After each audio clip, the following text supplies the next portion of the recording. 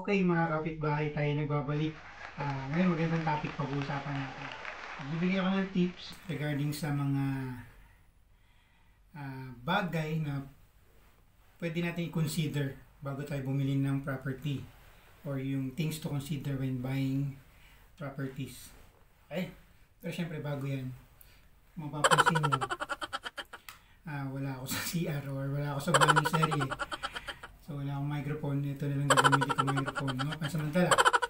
Okay, ano kasi ako, na-report kasi ako sa MTRCB. Bakit daw sa banyo ako nagbibideo.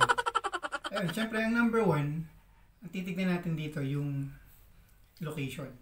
Syempre, dapat, ang importante, hindi bahain, yung lugar at safe. Di ba?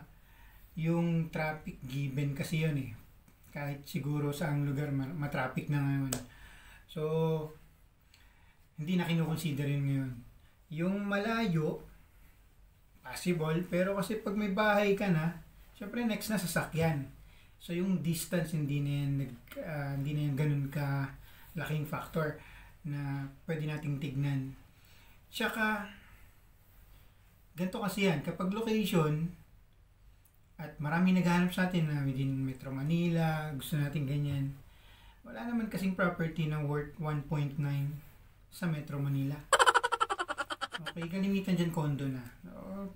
Pwede naman condo kung gusto niyo mag-condo. Trabaho-bahay, okay yun. Pero kung gusto niyo house and lot, nasa mga ano na yan, Laguna, Cavite, Bulacan, yan na yung prime location for house and lot. Okay, next is developer. Siyempre, titignan din natin, huwag naman tayong bili lang ng bahay. Pagkit mura, bili na tayo. Titignan rin natin developer. Minsan, sa kanila rin kasi may mali. Okay, medyo mabagal yung progress. Background check tayo sa mga developer. Yung mga previous projects nila, kung ano nangyari. Kapag medyo sala, mag-isip-isip tayo, di ba? So, magtiwala tayo sa mga magagandang klaseng developer or may mga pangalan na developer. Kasi trusted na yan. Yung kilalang developer, syempre, mapagkakatiwalaan na yan eh. In terms of construction, yung tie-up nila sa bank, walang problema, or kay Pag-ibig, walang problema, smooth yung transaction. Minsan titignan din natin kasi yun. Next is yung size ng bahay or yung floor area, yung lot area. Syempre, consider natin yan. Baka naman sobrang liit. Mag-asawa kayo, tapos 4 anak nyo, tapos ang tinitignan yung property yung row house. Baka masikip. Kung kaya nyo naman magbayad ng mas malaking unit, why not? Pero wag naman masyadong mayabang. Okay? Naghahanap ng malaking lote ng floor area pero gusto mura. Walang ganun. Next natin, monthly amortization. So, okay, sige, kaya mo yung reservation fee. Kaya mo mag-down payment.